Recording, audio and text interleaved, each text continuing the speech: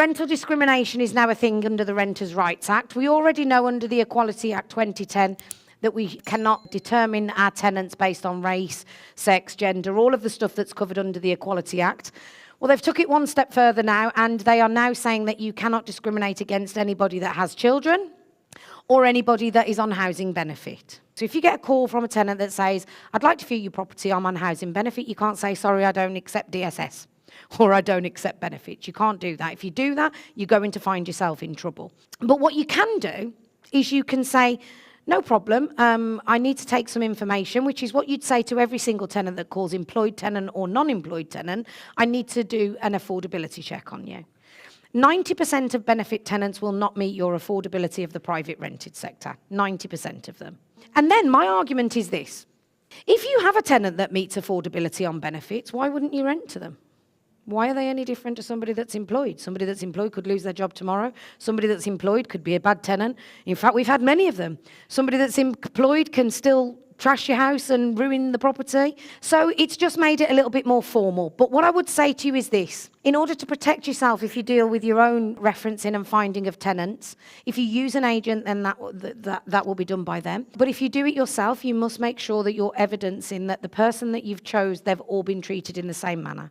Because if there is a claim made that you discriminated against me because I was on housing benefit, you're going to have to evidence that you didn't. Because this is all about proof. There's nothing like looking in someone's eyes, and you do get gut feelings, don't you? I've been an agent for years, and we have to operate on what's on paper, because I can't give you my personal opinion, because that would be wrong. I can only give you my professional opinion. But I remember one time that my personal opinion was these tenants are not going to be good, but on paper they passed every reference in. Now, I told the landlord of my personal opinion. I said, but you can't use that as your decision, but I just want to make it clear because you haven't met them. She went ahead and they were a nightmare. So, you know, always go with your gut, but just make sure you've got evidence, because $7,000 is the penalty. The mortgage has a stipulation that says you cannot rent to tenants on housing benefit, which is a common clause in buy-to-let mortgages. As of tomorrow, that clause will be null and void. They cannot lawfully do that anymore.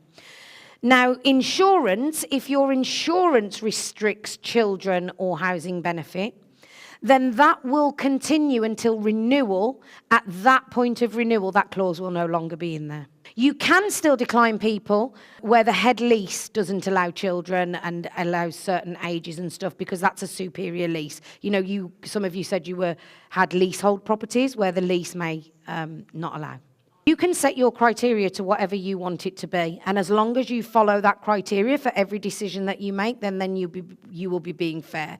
Most referencing providers look at 30 times the rent, but our referencing provider has actually changed the way that they reference now, and they actually reference based on disposable income left after expenses. And if you think about it, that actually makes more sense, because you could have somebody, and I've seen it, where somebody's on $100,000 a year, but they spend every penny.